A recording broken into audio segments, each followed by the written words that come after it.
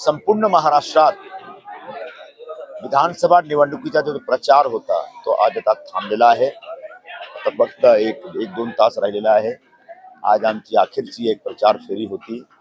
आम्ही मल्लिका हॉटेल पासून सुरू करून इकडे शांतीनगरमध्ये जो गोरगरीब लोक राहतात आणि फॉरेस्ट लँडवर राहणारे जो एकदम या विभागाचे एकदम वंचित लोक आहेत त्यांच्याकडे येऊन त्यांच्याबरोबर एक संवाद करतो, चर्चा करतो आणि त्यांचे जो प्रॉब्लेम आहे तो सॉल्व करायचा आहे असं त्यांना वचन दिलेलं आहे। आणि याच विषय घेऊन आता पुढे 2 दिवसात परवा आता मतदानासाठी सर्वांना बाहेर यायचे आहे आणि दिनदुशीमध्ये जे काही लोक आहेत जे काही प्रॉब्लेम आहे म्हणजे समजा पाणीचा प्रॉब्लेम, पिण्याच्या पाणीचा प्रश्न आहे, रस्त्याचा प्रश्न आहे, वीज कनेक्शनचा प्रश्न आहे, साफसफाईचा प्रश्न आहे, गटरीचा प्रश्न आहे, सगळे वन जमीनवर राहणारे लोकांचा प्रश्न आहे। सगळे प्रश्नावर मी एक माझा मतलब एजेंडा आहे माझा आणि या अजेंडाला हातात घेऊन पुढे या विषयावर काम करणार आणि संपूर्ण दिनदुशीवरच्या लोकांना न्याय आणून देणार। खेसारीलाल यादव ऍक्टर आहेत, ते पण आलेले होते तुमच्यासाठी। आम जनता आणि उत्तर भारतीय वोट मागितले होते, काय सांगा? खेसारीलाल यादव माझे जुने मित्र आहेत आणि खूप बडे आर्टिस्ट आहेत, मोठे आर्टिस्ट आहेत, भोजपुरीचे सुपरस्टार आहेत। ते कुठेही जात नाही कॅम्पेनसाठी, त्यांचा एक पॉलिटिकल अफिलिएशन डिफरंट आहे। ते माझे मित्र आहेत, त्यामुळे मी सांगितलं की या माझ्यासाठी जरा मला मदत करा आणि माझ्यासाठी प्रचार करा। ते काल आले होते आणि एक जोरदार रॅली त्यांची झाली, जोरदार लोक आले होते, 50,000 लोक आले त्यांच्यासाठी। एक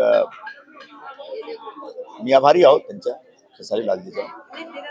एवढे मोठे माणूस जेव्हा येऊन माझ्यासाठी वोट मागतात तो माझा ताकद वाढतो ना। मला असं वाटतं की आम्ही एक आमच्यासाठी कोणी आहे सपोर्ट करण्यासाठी। आता तुम्ही फॉरेस्ट मध्ये आलेले आहे, हे पब्लिकचा हे विचार आहे, मागणी आहे की वोट आम्ही देणार, लेकिन मोठं काम कोणी सांगितले तुम्हाला, काय सांगा? फॉरेस्ट लँडवर राहणारे जे लोक आहेत त्यांच्या माझी अशी विनंती आहे की तुम्ही मला आशीर्वाद द्या, मला वोट द्या। गेल्या 10 वर्षापासून इकडे एक आमदार आहे पण ते काही करू शकले नाही। आता मी एकदा तुम्ही त्या आमदाराला काढा आणि बदल घडवा, मला एक नवीन आमदार म्हणून आणून द्या आणि जे काही 10 वर्षापासून नाही झालेलं आहे तुम्ही सगळे करतो। म्हणजे महत्वाचं म्हणजे एक फॉरेस्ट लँडवर राहणारे जे लोक आहेत फॉरेस्ट डिपार्टमेंटच्या लँडवर त्यांच्यासाठी सर्व प्रकारची सोयी सुविधा आणण्याची जबाबदारी 20 तारीखला वोटिंग आहे। 20 तारखेला जो वोटिंग आहे त्याच्यासाठी मी विभागाचे सर्व मतदारांशी अशी मी विनंती करतो, त्यांना आवाहन करतो की आता बदल, तुम्हाला जर विकास हवा आमदार नवा, आपको विकास चाहिए तो एक नया आमदार चाहिए।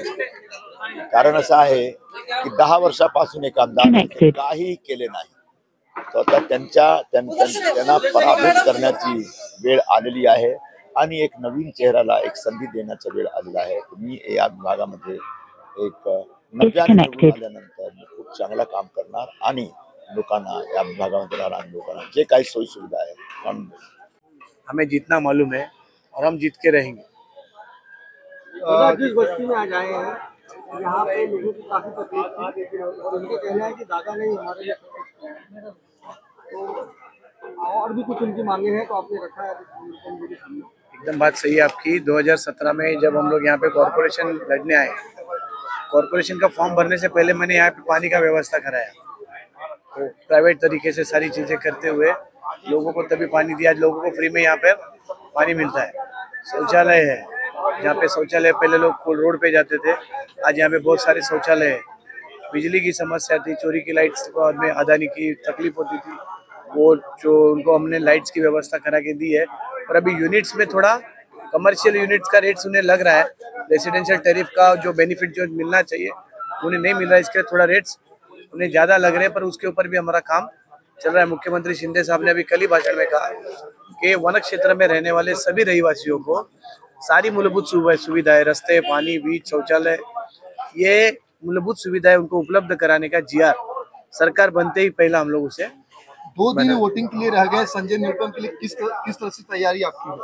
हमें निरुपम साहब को डिंडोशी से भारी मतों से जिताना है, इसलिए जो जो कदम हमसे बनता है उस कदम के ऊपर हम लोग सब काम कर रहे हैं। लड़ाई जीत की होती है, लड़ाई जीतने के लिए लड़ी जाती है, हम लोग हमेशा उसी की तैयारी में रहते हैं।